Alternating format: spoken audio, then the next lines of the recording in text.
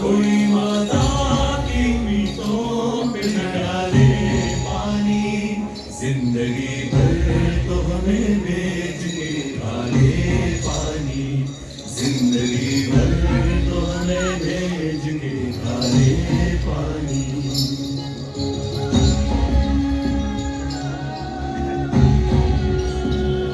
आसमां क्या यही बाकी था कदम उठाने को, लाके पत्थर में रखा है हमें तड़पाने को। आसमां क्या यही बाकी था कदम उठाने को, लाके पत्थर में रखा है हमें तड़पाने को। आहा जिस घर में हम तैयार थे मर जाने को, जीते जी हमसे छुड़ाया है काश आने को, जिंदगी भर तो हमें भेज के काले पानी, जिंदगी भर तो हमें भेज के काले पानी। कोई माता की उम्मीदों पे न डाले पानी, कोई माता की उम्मीदों पे न डाले पानी, जिंदगी भर तो हमें भेज के काले पानी, जिंदगी भर तो हमें भेज के काले पानी, जिंदगी भर तो हमें भेज के काले पानी।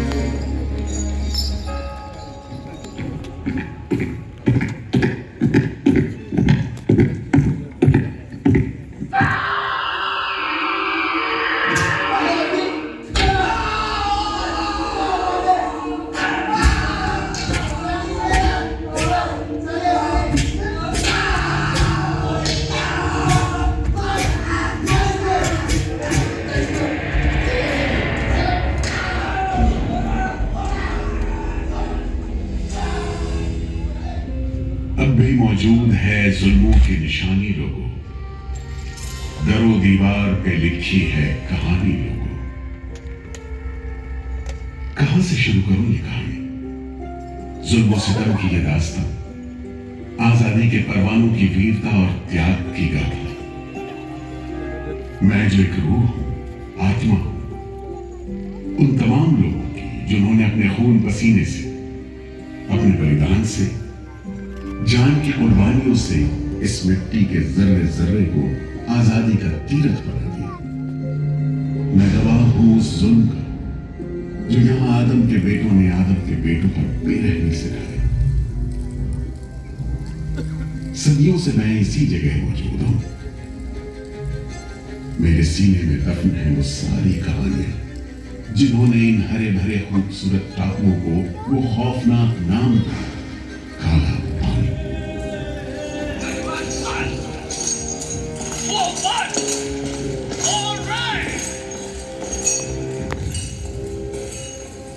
तो वहीं से शुरू करते हैं, उसी हरियाली से जो कैद करने वालों के जुल्म और कैदियों के खून पसीने से बेदाग थी।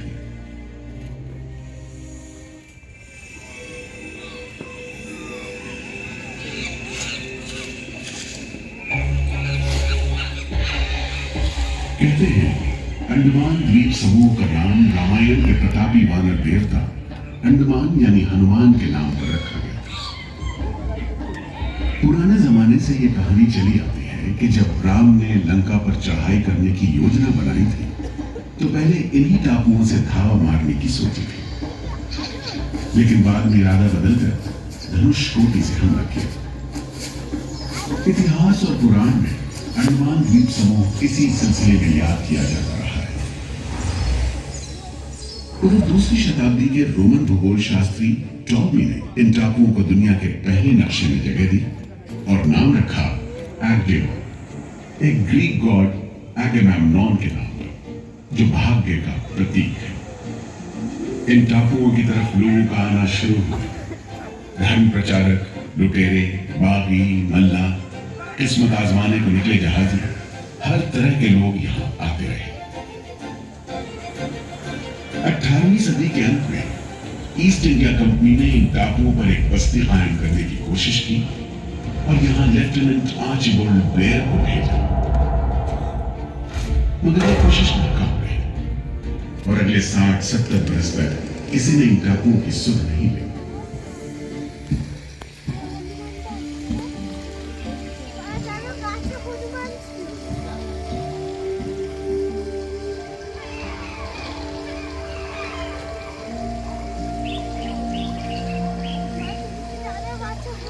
प्राकृतिक खूबसूरती और शांत समुद्र के बीच जिंदगी की खामोश लहरें उठती और बैठ जाती।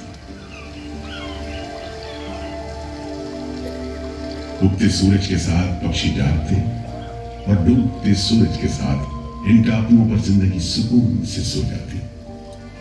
कि तभी भारत का पहला स्वाधीनता संग्राम यानी 1857 की आजादी की लड़ाई शुरू हो गई।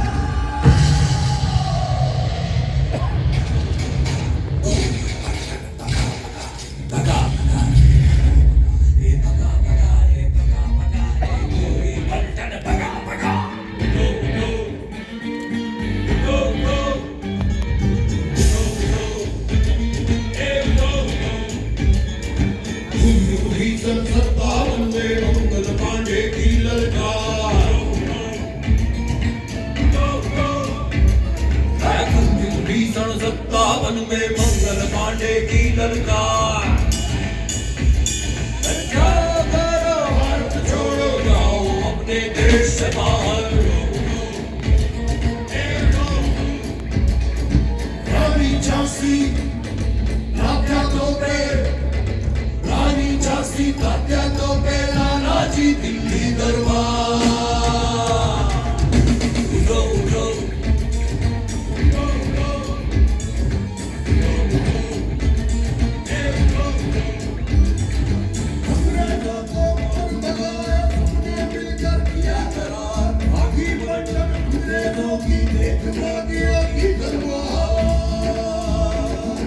कभी मशाले आजादी की तो पे गरजे बारंबार।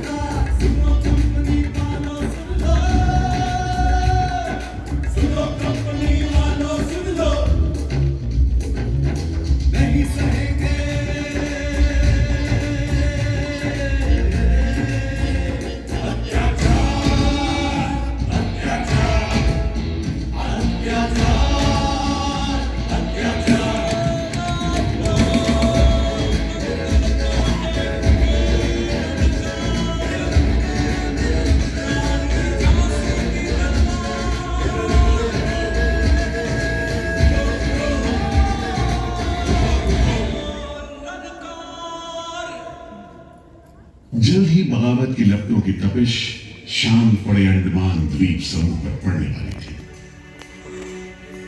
आजादी के मतवालों को सबक सिखाने के लिए फिरंगी सरकार ने 15 जनवरी 1858 को पूरे के पूरे अंडमान द्वीप समूह को एक कैद खाने में बदलने का फैसला किया।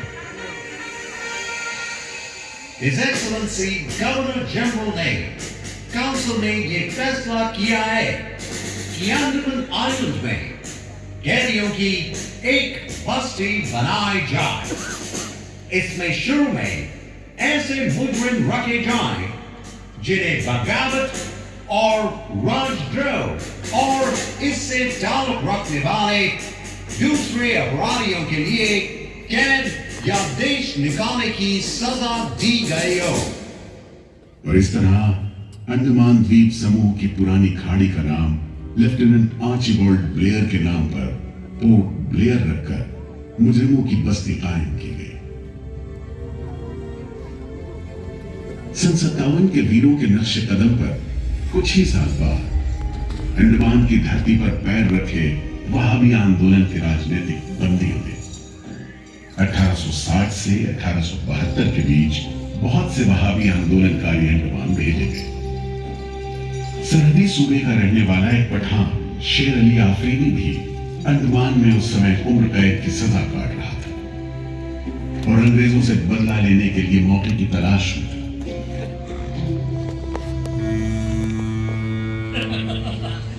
शेर अली, तुम इस भीड़ भाड़ में कैसे? हम सुना है फिरंगी का लाट साहब इधर आता है, हम भी देखने आया है जुल्म करने वाले का सरदार कैसा देखता है।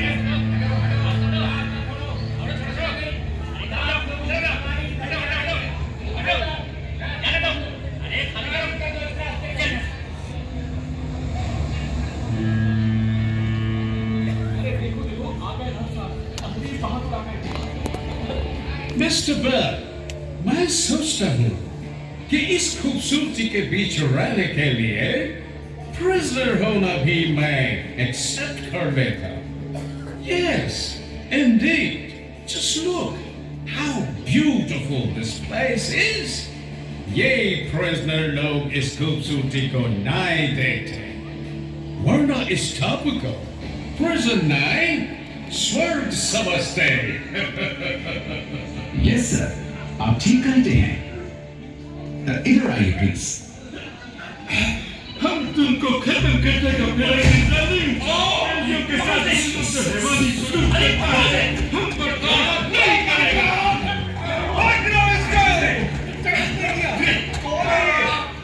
शेर अली है, सजा याफ्ता कैदी, सजा में रियायत पाकर नाई की दुकान जलाता है। जैसा कि होना था, शेर अली को फांसी हो गई।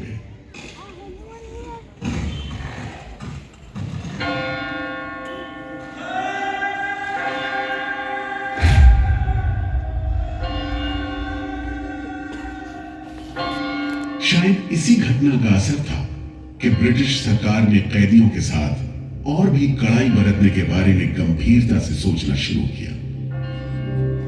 नतीजे के तौर पर सन 1896 में पोर्ट ब्लेयर की खौफनाक सेलुलर जेल का काम चीफ कमिश्नर केविन और इंजीनियर मैक्विन की निगरानी में शुरू हुआ। यूरेनस मक्विन, आपकी जांच पूरी हो गई? यस सर, हमने पूरा टापू का मुआयना कर लिया है। तो आपके हिसाब से जेल कहाँ बनेगी? मेरा राय में जेल इसी जगह बने तो अच्छा रहेगा सर। इस पहाड़ी पर? यस सर, हम इस पहाड़ी को ईस्ट का तरफ ऊपर से काटकर समुद्र से 60 फीट की ऊंचाई पर मैदान बना देगा। इससे दो फायदा होगा, जेल के लिए जगह निकलेगा और पहाड़ी काटने से जो मिट्टी निकलेगा उससे हम नीचे का दलदल को भरकर ऑफिसर्स के लिए टेनिस एंड क्रिकेट खेलने का मैदान, इवन जिमखाना क्लब भी बना सकता सर। तय हुआ कि 5 लाख रुपए की लागत से पोर्ट ब्लेयर की इस पहाड़ी पर जेल बनेगा। फॉरेन कारीगरों के अलावा 600 कैदियों को काम पर लगा दिया गया। इस जेल में एक वक्त में 700 कैदियों को बंद रखा जा सकता है। योजना के अनुसार जेल के बीचों बीच एक मीनार बनाई जानी थी जिसकी 7 दिशाओं में 7 खंड किसी सितारे की भुजाओं की तरह निकले होंगे। हर खंड में 3 मंजिलें बनाई जानी थी और 7 खंड में कुल मिलाकर 698 कोठरियों का निर्माण होना था। ईंटों की ढुलाई के लिए ट्रेन की 5 मील लंबी पटरी बिछाई गई। इमारत बनाने के लिए ढेर सारे सामान बर्मा से मंगवाए गए। जेल को बनाने में कोई 3 करोड़ ईंटें इस्तेमाल की गई। इंसानी खून पसीने की तो कोई गिनती नहीं।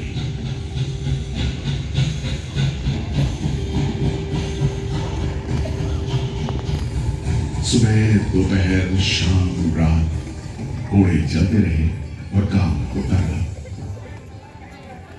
दीवारें उठनी शुरू हो गई। आखिरकार 10 साल बाद सन 1906 में यह विशालकाय जेल तैयार हुआ और यहीं से अंडमान के इतिहास का सबसे काला दौर शुरू हुआ।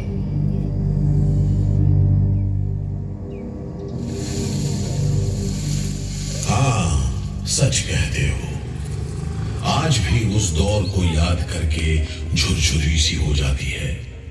मैं पुराना पीपल का पेड़ जेल खाना बनने के इस लंबे अरसे में हर रोज अपनी जान की खैर मनाता रहा, क्योंकि इस पहाड़ी पर उगे हुए घने जंगल साफ करने के दौरान बहुत से लोग थे जिनका ख्याल था कि मुझे भी और पेड़ों की तरह काट गिराया जाना चाहिए, लेकिन मैं बच निकला। मेरी किस्मत में शायद खड़ा रहकर इस जेल में होने वाली यातनाएं देखना लिखा था।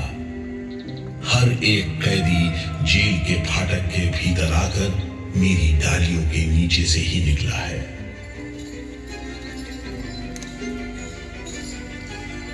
जैसे जैसे अंग्रेजी शासन के खिलाफ आजादी की मांग तेज हुई, ब्रिटिश सरकार ने सेलुलर जेल के फाटक हर छोटी बड़ी बात के लिए खोलने शुरू कर दिए। किसी ने पर्चा निकाला तो अंडमान जेल, किसी ने लेख लिखा तो अंडमान जेल। लेकिन जब आजादी की लौ दिल में जल रही हो तो लोगों को कब तक रोका जा सकता है? 20वीं सदी शुरू होते होते फिरंगी सरकार के खिलाफ जंग में तेजी आ गई। अलीपुर षड्यंत्र कांड, चटगांव डकैती कांड, काकोरी कांड, लाहौरी बम कांड, मोपला विद्रोह, नासिक षड्यंत्र, कितने मामले गिनवाए, ये सूची लंबी है। लिहाजा एक नए किस्म के अभियुक्तों ने अंडमान की सेलुलर जेल में कदम रखा। ये नई किस्म थी क्रांतिकारियों की। क्या शानदार लोग थे, मस्ती में झूमते गीत गाते जेल में कदम रख रहे थे, मानो जेल नहीं मंदिर जा रहे हो। आजादी के ये परवाने देश के कोने कोने से आए थे। सरफरोशी की तमन्ना अब हमारे दिल में है, देखना है जोर कितना बाजुए का दिल में है। वक्त आने दे बता देंगे तुझे आसमां, हम अभी से क्या बताएं क्या हमारे दिल में है। सोहन सिंह भकना हाजिर। मोतीलाल वर्मा हाजिर। पंडित परमानंद शास्त्री हाजिर है। बटुकेश्वर दत्त हाजिर। सचेंद्र नाथ सान्याल हाजिर। उल्लासकर दत्त हाजिर। पृथ्वी सिंह आजाद, पृथ्वी सिंह आजाद हाजिर। हर आदमी के दिल में स्वाधीनता की लौ जल रही थी। इस जोत को बुझाने का काम ब्रिटिश सरकार ने जिस अफसर को सौंपा वो था सेलुलर जेल का जेलर डेविड बेरी। जमादार। जी हुजूर। नया कैदी लोग आया? जी सरकार, सभी लाइन से खड़े हैं। ठीक है, सुनो, इनसे कहो कि इस जगह पर हम शेर को पालतू बनाता है। तुम जेल का दीवार देखता है, जानता है इसको इतना नीचे क्यों बनाया? इधर से कोई भागने को नहीं सकता। यह सब तरफ 1000 माइल्स तक पानी है और ऊपर खुदा है, और तुम हमको देखता? हम इधर का खुदा है, डेविड बेरी। Get it? इस तरह कैदियों से ठसाठस भरी जेल की गंदी सीलन भरी बदबूदार हवा में कैदियों का बंदी जीवन शुरू होता है। बेड़ियों की आवाज, वार्डनों की गाली गलौज और मार खाते कैदियों की चीख पुकार से गूंजते कोठरियों का दम घुटन माहौल कड़े से कड़े इंसान को तोड़ने के लिए काफी था। लेकिन इन कोठरियों में ऐसे बंदी भी आए जिन्हें ये माहौल हताश करने की बजाय जुल्म का मुकाबला करने की प्रेरणा देता रहा। वीर विनायक दामोदर सावरकर, ये नाम ऐसे ही बंदियों में बड़े सम्मान के साथ लिया जाता है। जयोस्तुते ते जयोस्तुते ते जयोस्तुते ते जयोस्तुते ते जयोस्तुते ते जयोस्तुते ते जयोस्तुते ते जयोस्तुते ते जयोस्तुते ते जयोस्तुते ते जयोस्तुते ते जयोस्तुते ते जयोस्तुते ते जयोस्तुते ते श्रीमहन मंगले शिवास्पदे शुभदे श्रीमहन मंगले शिवास्पदे शुभदे स्वतंत्रते भगवती तामहं यशोदुतां वन्दे जयोस्तुते ते जयोस्तुते ते जयोस्तुते ते जयोस्तुते ते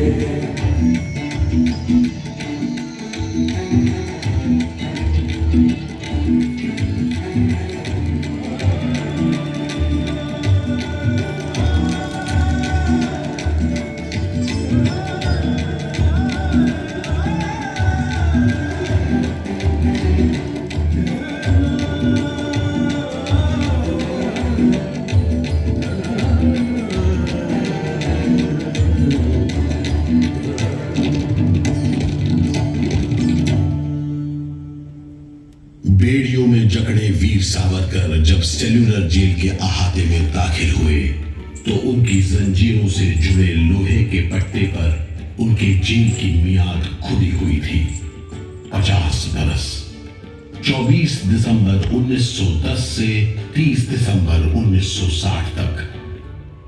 विल सावरकर, तुमको 2 बार का उम्र कैद का सजा मिला है। 50 बरस बाद सरकार तुमको छोड़ देगा। मिस्टर बेरी, तुम्हें विश्वास है कि तुम और तुम्हारी सरकार 50 बरस यहां रह पाएगी? सावरकर को इस बात में रत्ती भर भी शक नहीं था कि आजादी की जो लपटें हिंदुस्तानियों के मन में धड़क रही हैं, उन्हें अंग्रेज अब बुझा नहीं सकेंगे और जल्द ही उन्हें जाना होगा। इसी प्रबल विश्वास के बल पर सावरकर 10 बरस लंबा अरसा सेल्यूलर जेल की एक ही कोठरी में रह सके। उन्हें बहुत ही खतरनाक कैदी करार देते हुए इतने कड़े पहरे में रखा गया था कि उनके भाई गणेश को 2 बरस तक पता भी नहीं चला कि वीर सावरकर उनके ही नक्शे कदम पर चलते हुए सेल्यूलर जेल आ पहुंचे, जहां बरसों की तकलीफ है, जेलर के जुल्म है, कड़ी मेहनत और नितांत अकेलापन है, जहां जिंदगी 13 फुट लंबी और 7 फुट चौड़ी कोठरी में सिमट कर रह करती है।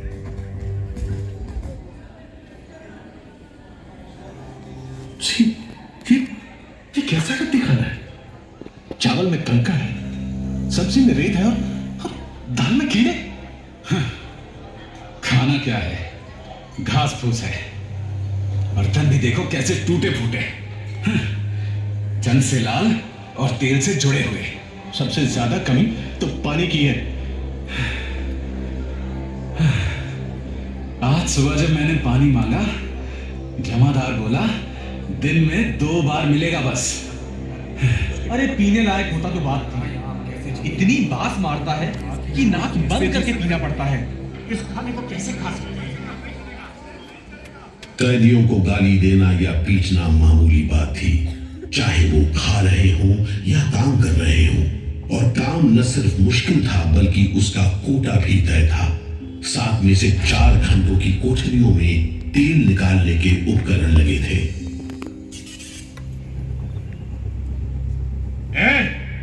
इंदुभूषण, सुधीर, हेमचंद, तुम लोग इधर चलो।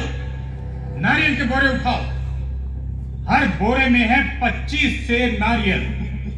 इन्हें पहुंचाओ तीसरी मंजिल पर। शाम तक हर आदमी को 30 पाउंड तेल निकालना है, समझे? हम इतना तेल कैसे निकालेंगे? वो मशीनें तो हाथ से चलानी पड़ती हैं। जबान मत लड़ाओ बदमाश। जो हाथ बम पिस्तौल चलाते हैं वो मशीन नहीं चला सकते। चलो जल्दी करो, भाग कर जाओ और काम करो।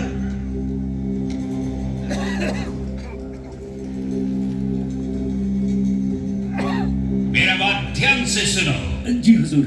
जो आदमी काम नहीं करे उसको बेट लगाओ। जी हुजूर। समझा? जी। सजा दो, कोई छूट नहीं दो। जी। कोटा पूरा कराओ। जी। लेकिन तमाम मारपीट और गाली गलौज के बावजूद यदि कैदी काम पूरा न कर पाते तब जो सजा मिलती वो किसी की भी हिम्मत तोड़ने के लिए काफी थी। जमादार जी हुजूर। इसको 2 दिन तक टाट का वर्दी पहनाओ। कल से इसका गाना बंद। जी। सिर्फ 2 कप कंजी दो। जी हुजूर। ये पहला बार काम नहीं पूरा किया। जी। इस वास्ते जी। इसको 1 हफ्ता आबकारी में रखो। जी हुजूर। ये बागी का बच्चा है, इसको बेड़ी डालो। इसको भी बेड़ी डालो 6 महीने तक। जी हुजूर। तुम अब तक 5 बार काम का कोटा पूरा नहीं किया, हम तुमको इस बदमाशी का मजा चखाएगा। जमादार जी हुजूर। इसको तन्हाई में रखो। जी हुजूर। Solitary confinement. जी। कोठरी में काम दो। जी। और इसको बेट लगाओ। जी। और मारो, और मारो। नारे बोलेगा। बोल नारे, बोल, बोल नारे, बोल, बोल नारे, जितनी ताकत है बोल नारे।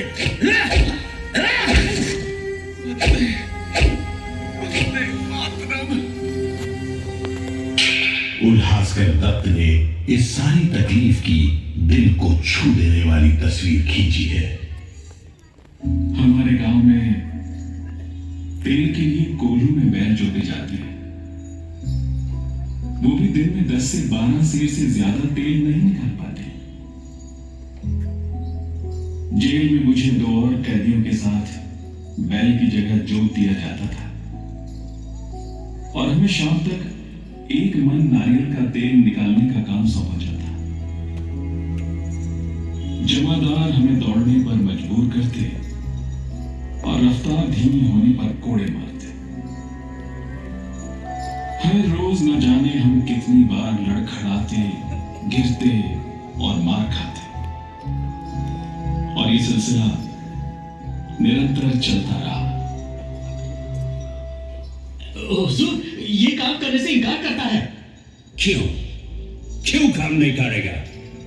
जैसा बर्ताव ये जमादार करते हैं उसमें मैं काम नहीं करूंगा। मारपीट और सजा का नतीजा ये हुआ कि उल्हासकर ने 7 दिन के बाद खाना पीना और बात करना भी बंद कर दिया। वार्डनों का ख्याल था कि उल्हासकर पागल होते जा रहे हैं, लेकिन जेलर बेरी ने इसे नाटक बताते हुए उल्हासकर को बिजली के झटके लगाने का हुक्म दिया, जिसके बाद उल्हासकर 3 दिन और 3 रात बेहोश रहे। उसके बाद कहीं जाकर डॉक्टर को बुलाया गया। सुनो मिस्टर उल्हासकर, हम जानते हैं तुम अपने मुल्क का आजादी के वास्ते ये करता। हम तुम्हारा काम को ठीक नहीं समझते, लेकिन तुम अभी जवान है। एक दिन अपना सजा पूरा करके वापस अपना मुल्क जाएगा, तब अपना हाथ से जान क्यों लेता? क्या तुम डरपोक है? हम अपना सीनियर ऑफिसर का हुक्म नहीं बदल सकते, लेकिन तुम चाहेगा तो हम तुमको मेंटल हॉस्पिटल में भर्ती करवा देगा। ठीक है, इन जानवरों के बीच रहने से पागलों के बीच रहना बेहतर होगा। उल्हासकर की सारी तकलीफ का जेलर डेविड बेरी पर कोई असर नहीं हुआ।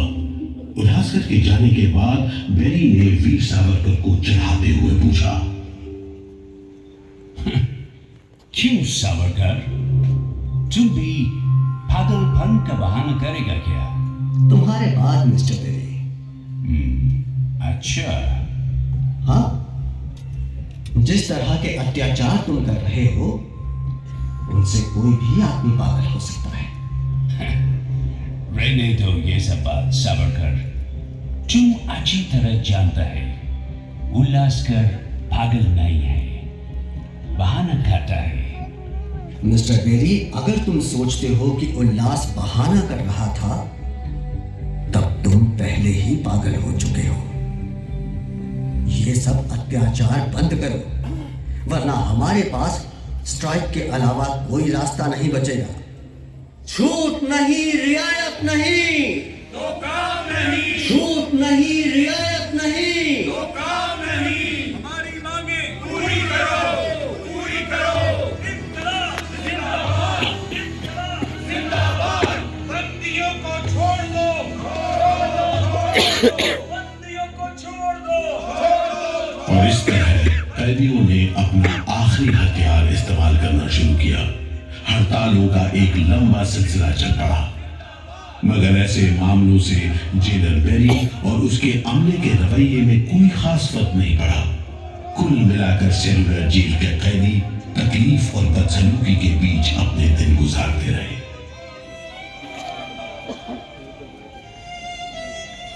मगर एक सुख का स्मरण ना करना नाइंसाफी होगी। वो सुख था बुलबुलों की चहक, उनका मधुर स्वर, उनके झुंड कल कल करते नारियल के टुकड़ों पर टूट पड़ते। गंभीर विचारों से मुक्ति पाने के लिए मैं मन को बलपूर्वक इन बुलबुलों की चहक में लगाए रखता। मैं अपनी भाषा उन्हें सिखाने में असमर्थ था। यदि सिखा पाता तो मैं उन्हें देश प्रेम के गीत सिखा देता, ताकि अगर कोई मेरी कोठरी खोजता हुआ आए तो लोग कहें कि जिसके सामने बुलबुल देश प्रेम के गीत गा रही हो वही सावरकर की कोठरी है। एक बार में 3 कैदियों को फांसी पर लटका दिया जाता। दिल दहला देने वाली चीखें निकलती, जेल का घंटा घनघना उठता, जेल की मीनार पर लगी बत्ती जलती बुझती रहती और 8 मील दूर तक खड़े जहाजों तक खबर पहुंच जाती कि फिर से कुछ कैदियों को फांसी पर लटका दिया गया है। 12 मई 1933 को कैदियों ने फिर भूख हड़ताल का सहारा लिया। भूख हड़ताल करने वालों में सरदार भगत सिंह के बहादुर साथी महावीर सिंह भी शामिल थे। हड़ताल के 5वें दिन जब कैदियों को जबरदस्ती खुराक दी जाने लगी तो महावीर सिंह ने ताकतवर विरोध किया। जालिमों, तुम नहीं जानते कि हम कौन हैं। हम मर सकते हैं पर छुपकर नहीं रह सकते। हमें ऑर्डर मिला है तुम्हें दूध पिलाने का। चलो जमादार, पकड़ो इसे। जिंदाबाद।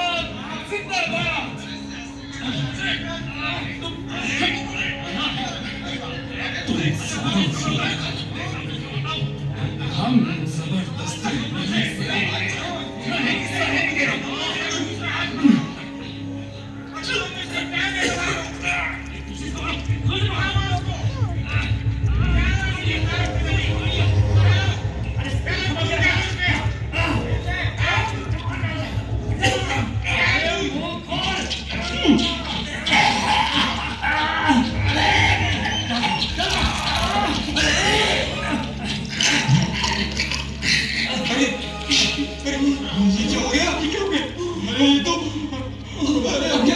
इसकी तो आंखें उलट गई। अरे इसकी तो आंखें उलट गई है। अब क्या करें? लगता है दूध इसके फेफड़ों में चला गया है साहब। क्या हो? नली निकालो, जल्दी करो, जल्दी। जी। इसकी तो सांस बंद हो गई। अब क्या होगा? होगा क्या?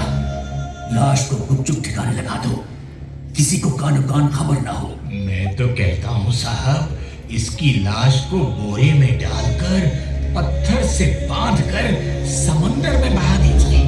किस्सा बिल्कुल ऐसा ही कहा। झटपट ले जाओ उसे, झटपट ले जाओ। लेकिन ये खबर छिपी नहीं रह सकी। जब लोगों को पता चला तो देश भर में विरोध की भीषण लहर फैल गई।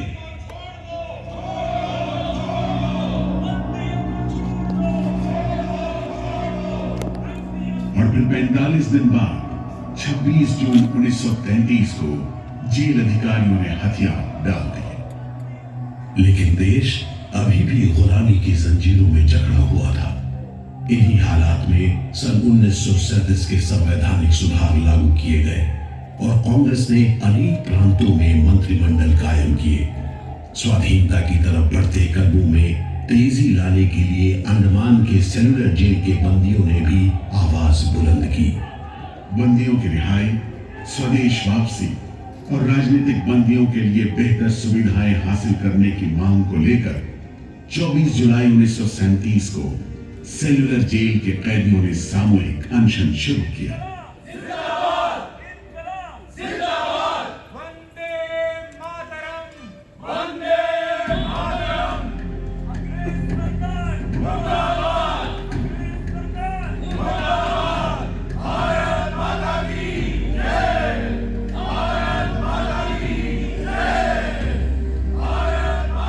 इस भूख हड़ताल का असर पूरे देश पर पड़ा।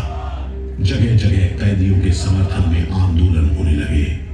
सारे देश के राजनीतिक बंदियों ने अनशन शुरू कर दिया।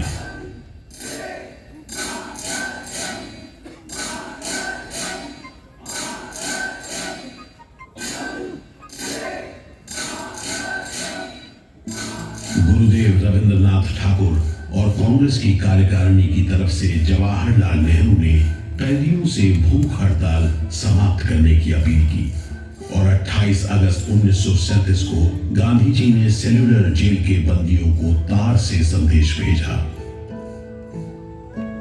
मैं गुरुदेव रविंद्रनाथ टैगोर और वर्किंग कमेटी की राय में अपनी अपील भी जोड़ना चाहता हूं। आप सब हड़ताल वापस ले लें और हम पर भरोसा रखें। हम आपको राहत दिलाने के लिए पूरी कोशिश कर रहे हैं। कैदियों पर गांधी जी की इस अपील का बहुत असर पड़ा।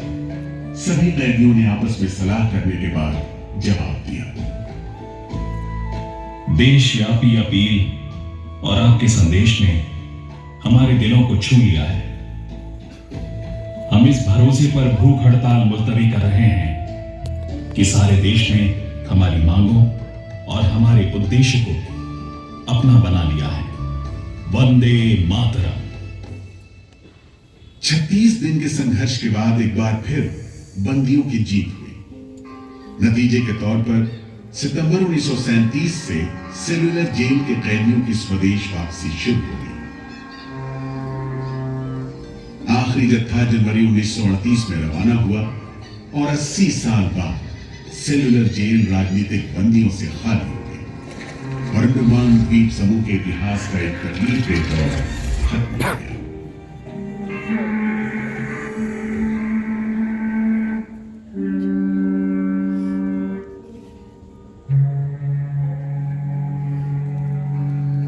मगर एक और जालिम दौर शुरू होने वाला था। 1939 में दूसरा विश्व युद्ध शुरू हुआ और 1942 में जापानियों ने अंडमान पर कब्जा कर लिया।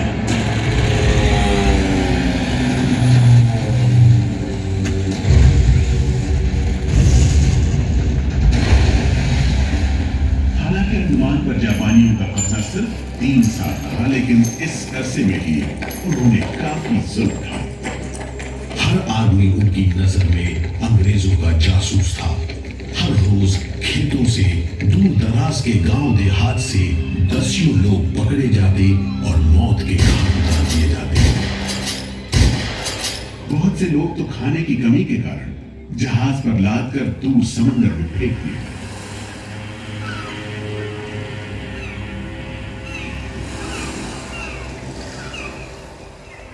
इसी दौरान नेताजी सुभाष चंद्र बोस अंडमान आए और जेल का मुआयना भी किया, मगर जापानी उन्हें जेल के उन हिस्सों में नहीं ले गए जहां वो सैकड़ों कैदियों को जासूस करार देकर तकलीफें पहुंचाते थे।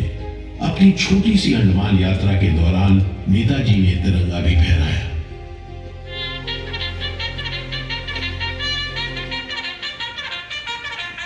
अगस्त 1945 में दूसरा महायुद्ध समाप्त हुआ और 3 साल 6 महीने 15 दिन के कब्जे के बाद अक्टूबर 1945 में अंडमान की जापानी छावनी में अंग्रेजों के आगे हथियार डाल दिए।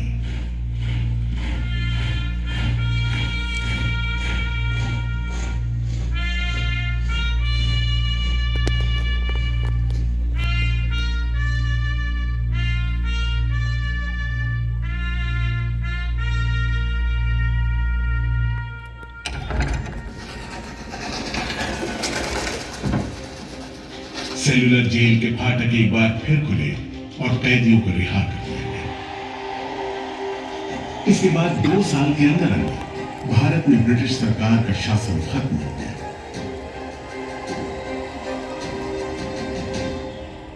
अंडमान द्वीप समूह अब काला पानी के खौफनाक नाम से नहीं जाना जाता, लेकिन ये सारी तकलीफें जो आजादी के प्रेमियों ने यहां झेली, वो सारी कुर्बानियां जो देशभक्त वीरों ने यहां दी, आज भी देशवासियों के दिलो दिमाग पर छपी हुई है। इसीलिए अंडमान के भूतपूर्व राजनीतिक बंदियों के भातृत्व मंडल की इच्छा को स्वीकार करते हुए भारत सरकार ने 30 अप्रैल 1969 को घोषणा की कि सेलुलर जेल को राष्ट्रीय स्मारक के रूप में सुरक्षित रखा जाएगा। भारत की आजादी के दीवानों ने जो अमानवीय यातनाएं इस कारागार में सही, ताकि भारतवर्ष आजादी की उन्मुक्त हवाओं में सांस ले सके, उन बलिदानों को आने वाली पीढ़ियां भूल नहीं पाएंगी।